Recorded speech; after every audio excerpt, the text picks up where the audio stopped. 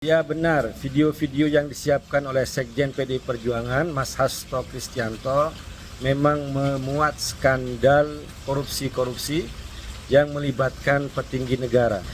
Kapan, di mana, atau siapa yang saya utus, nggak pernah ada.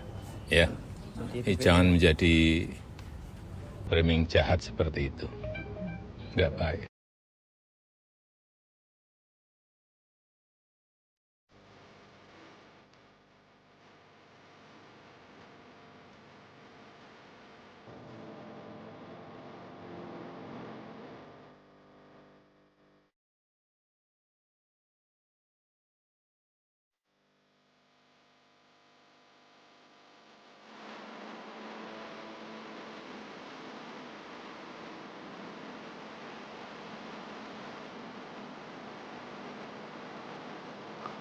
Politisi PDIP Guntur Romli menegaskan akan melakukan perlawanan dengan membongkar video-video rahasia yang dianggap penting dan bisa menggemparkan dunia politik di Indonesia.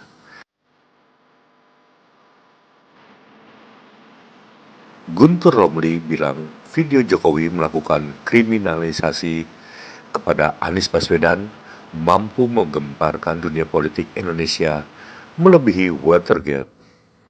Video yang disiapkan oleh Sekjen PDI Perjuangan, Mas Hasto Kristianto, memang memuat skandal korupsi-korupsi yang melibatkan petinggi negara, baik yang saat ini menjabat atau yang sudah tidak menjabat.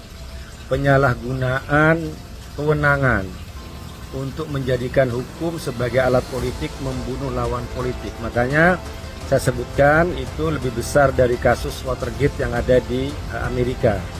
Dan juga penyalahgunaan kewenangan seorang petinggi penegak hukum untuk menyelesaikan masalah pribadi seorang anak yang sekarang mantan penguasa.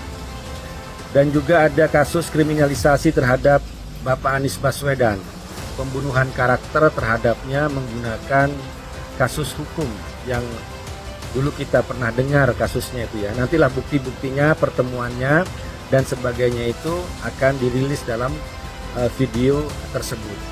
Ini bukan balas dendam, bukan kebencian, tapi sebagai perlawanan, karena kami benar-benar melihat bahwa serangan terhadap Sekjen ini merupakan serangan terhadap partai. Ini merupakan bentuk kriminalisasi, bukan kasus hukum. Karena kalau kita kembali kepada fakta-fakta pengadilan, itu jelas bahwa Sekjen tidak terlibat dalam kasus penyuapan antara Wahyu Setiawan dengan Harun Masiku.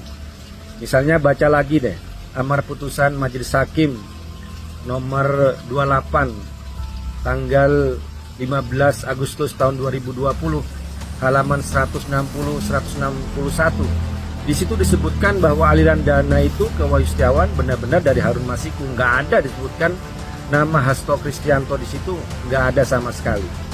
Jadi ini bukan untuk balas dendam, tapi untuk adalah perlawanan, karena kita juga mempertanyakan KPK yang selama ini mulai menurun kepercayaan publik terhadapnya, dan juga kasus terakhir ada penggeledahan kantor BI dan sudah ditetapkan ada tersangka oleh Deputi Penindakan, tapi kok bisa diralat oleh jubir KPK. Pertanyaannya, siapa yang meremote KPK? Kalau ada tersangka yang bisa diralat, maka siapa yang meremote untuk menetapkan tersangka Sekjen PDI Perjuangan Hasto Kristianto?